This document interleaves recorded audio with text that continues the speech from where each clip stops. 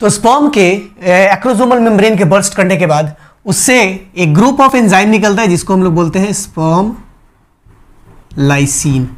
ये जो sperm lysine है इसमें 3 अलग अलग तरह के एंजाइम्स होते हैं। सबसे पहला जो एंजाइम है उसको बोलते हैं हम लोग हाइलारुनिडेज। दूसरा है कोरोना पेनिट्रेटिंग एंजाइम्स। तीसरा है जोना लाइसिन, इसी का दूसरा नाम है एक्रोसिन। एक्रोसिन। तो ये तीनों जो एंजाइम है वो अलग अलग तरीके से फंक्शन करते हैं। तो सपोज दिस इज ओवम, ये सेकेंडरी oocyte है और इस सेकेंडरी oocyte के ऊपर एक लेयर होता है जोना पेलुसिडा का, एक लेयर होता है कोरोना रेडिएटा का, और ये कोरोना सेल्स आपस में बाइंडेड होते हैं एक एसिड के थ्रू। उस एसिड को बोलते हैं हम लोग हाइलुरोनिक एसिड।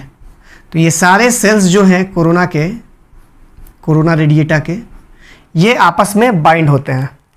तो ये जो हो गया ये है सेल कोरोना रेडिएटा, और इसके बीच का ये जो बॉन्ड है ये हो गया हाइलुरोनिक एसिड, और ये जो मेम्ब्रेन है ये हो गया जोना पेलुसिडा, और इसके अंदर जो मेम्ब्रेन है वो है वाइटेलाइन मेम्ब्रेन। तो कुछ ये स्ट्रक्चर है। अब सबसे पहली बात क्या होगी कि हाइलुरोनिडेज जो है ये सबसे पहले कोरोना सेल्स को लूज करेगा, फ्री करेगा। तो हाइलुरोनिडेज क्या करेगा? Digest hyaluronic acid, hyaluronic acid to set free corona cells. तो इसका यही काम है। अब जैसे ही सारे के सारे कोरोना सेल्स सेपरेट हो गए, अब फाइनली ये एंजाइम निकलेगा, corona penetrating enzyme. It bursts the corona cells by penetrating them. उसके अंदर छेद करता हुआ वो आगे की तरफ बढ़ जाता है, और अल्टीमेटली जोना लाइसिन का काम क्या है? जोना लाइसिन डाइजेस्ट्स जोना पेलुसिडा। तो स्पर्म लाइसिन जो है उसका यही काम है, जो कि अब इसी से ये जो कंप्लीट जो 3 एंजाइम्स है इन्हीं का मेन फंक्शन था कि किस तरीके से इस मेम्ब्रेन को तोड़ा जाए, और अल्टीमेटली ये रीच आउट कर जाता है मेम्ब्रेन के पास। अब हम लोग आगे की बात देखते हैं। आगे फर्टिलिजीन anti fertilizin reaction.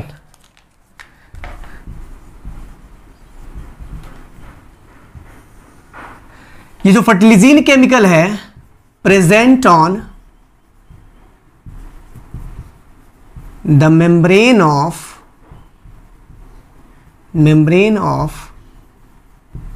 Secondary oocyte। ये जो फर्टिलिजीन है ये सेकेंडरी oocyte के ऊपर होता है, और ये एक तरीके का स्पर्मोफिलिक साइट है। स्पर्मोफिलिक साइट है ये। इसी साइट पे फॉर्मेशन होगा, formation of cone of reception. Fertilizin anti fertilizin reaction के दौरान ये जो स्पर्मोफिलिक साइट है ये ज़्यादा नहीं होता है ओवम पे, हार्डली ये 4 से 5 साइट्स होते हैं जो कि काफ़ी वीक साइट्स होते हैं।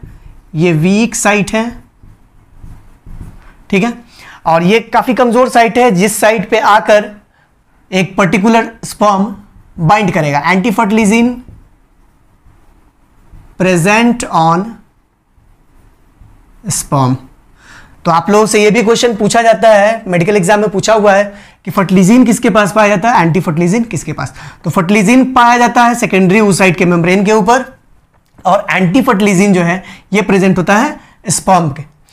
अब इन दोनों केमिकल्स का मैचिंग होगा, और जब ये दोनों केमिकल्स आपस में मैच हो जाएंगे तब जाकर के एक पर्टिकुलर स्पर्म एक पर्टिकुलर ओवम को, सेकेंडरी oocyte को फ्यूज करेगा। तो इससे होता क्या है, फर्टिलिजिन एंटी फर्टिलिजिन रिएक्शन का आखिर स्पेसिफिसिटी क्या है?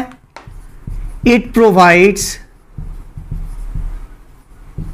Specificity and uniqueness to the sperm and helps in identifying the sperm